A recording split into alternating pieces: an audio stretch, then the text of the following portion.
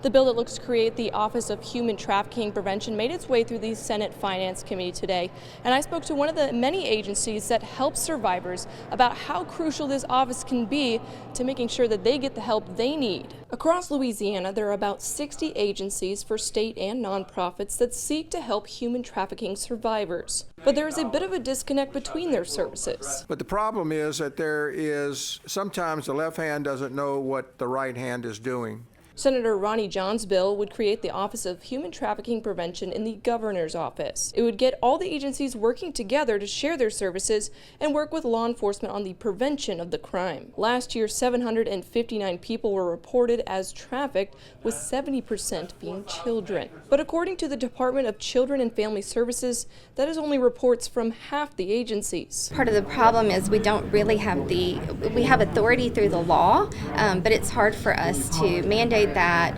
and to have that overall relationship with all service providers in the state for adult and child trafficking. So we really feel like the governor's office taking that on will enable more providers to report so that we can get a better idea of our numbers, because that has such a huge impact on funding. The office of 4 people appointed by the governor will work with the agencies to increase housing for survivors and get a better understanding of how severe the situation is. Agencies emphasize it is something that touches every corner of the state.